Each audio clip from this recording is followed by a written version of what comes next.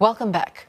Property tycoon Ong Beng Seng has been convicted of abetting former Transport Minister S Iswaran in obstructing the cause of justice. He pleaded guilty nearly a year after being charged in relation to the corruption case involving Iswaran.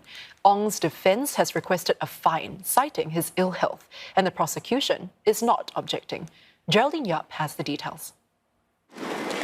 Arriving under a light drizzle and greeted by a throng of reporters, Malaysian businessman Ong Beng Seng entered the state courts accompanied by his lawyers and staff.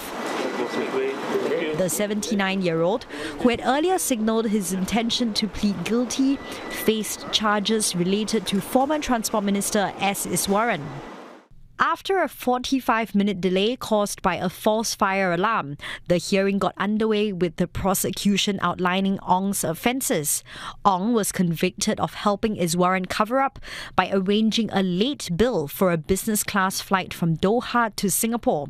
Another charge will be considered during sentencing.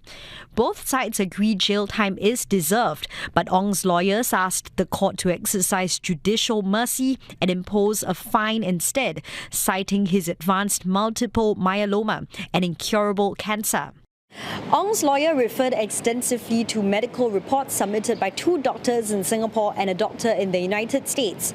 He said Ong is immunocompromised because of the multiple myeloma and cancer drugs, which means infections are dangerous and potentially fatal.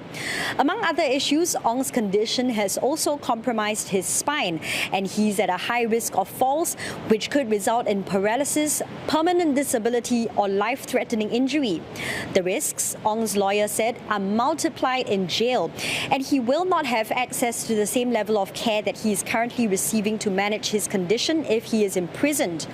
Now, the prosecution accepted that the exercise of judicial mercy was warranted in this case, as imprisonment would increase the risk of endangering Ong's life, and it does not object to Ong being given the maximum fine instead.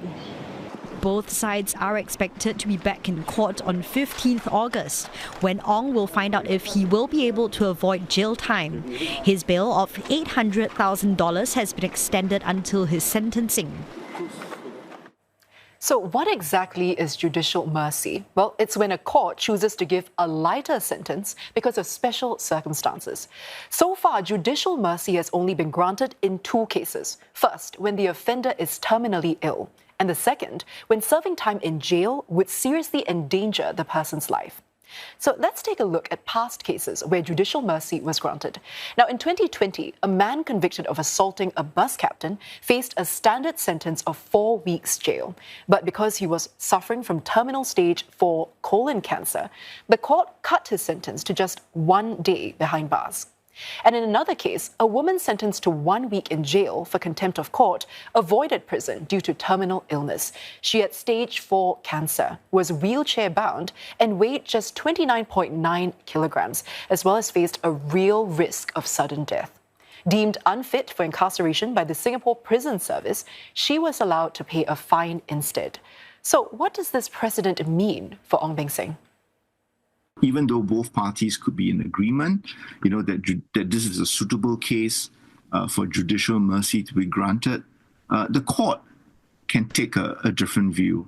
And even if the court agrees, that judicial mercy should be extended in this case, the court could decide that there could be some nominal jail time still, right? So it doesn't mean that judicial mercy means 0 jail time.